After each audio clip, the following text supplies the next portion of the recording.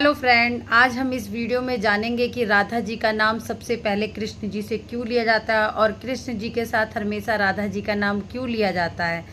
एक दिन यही क्वेश्चन रुक्मणी जी ने कृष्ण भगवान से पूछा कि आपके साथ राधा जी का नाम क्यों लिया जाता है और आपके नाम के पहले राधा जी का नाम क्यों लिया जाता है।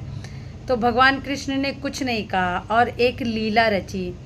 वो बीमार पड़ गए। उन्होंने कहा कि मेरे मतलब कि सर में बहुत दर्द है, इतना दर्द है कि मैं मतलब दर्द से मेरे को चैन नहीं पड़ रहा।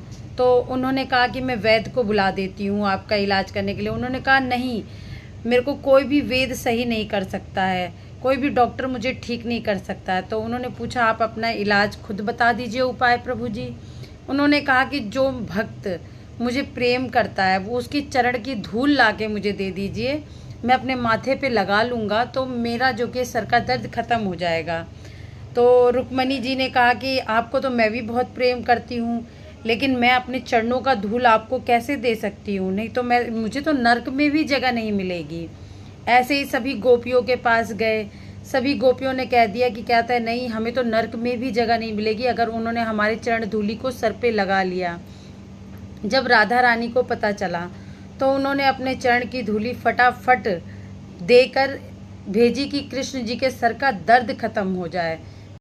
तब जाके हमारे कृष्ण भगवान जी ने राधा रानी के चरण के धूल को अपने सर माथे पे लगाया और तब जाके उनके सर का दर्द खत्म हुआ। तब रुक्मणी जी ने राधा जी से कहा कि आपने अपने चरणों का धूल दे दिया प्रभु को सर पे लगाने के लिए, तो आपको तो नर्क में भी स्थान नहीं मिलेगा।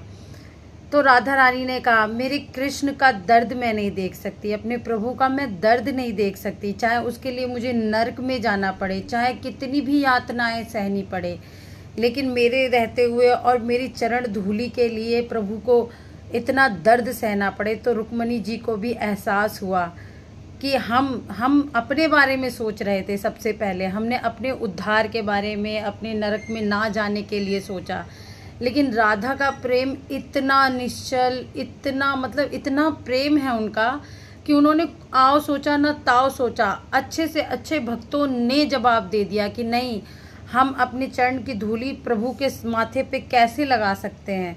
लेकिन राधा रानी ने एक मिनट एक सेकंड नहीं सोचा, उनका कैसा प्रेम है। तब भगवान कृष्ण से रुक्मणी जी ने खुद कहा कि ऐसा प्रेम कोई नहीं कर सकता। मैं जान गई कि राधा जी का नाम सबसे पहले क्यों लिया जाता है, क्योंकि उनकी तरह कोई प्यार नहीं कर सकता। जो प्यार करते हैं ना, वो अपने प्यार करने वाले अपने प्रीतम का भला सोचते हैं, ना कि पहले अपना भला सोचते हैं।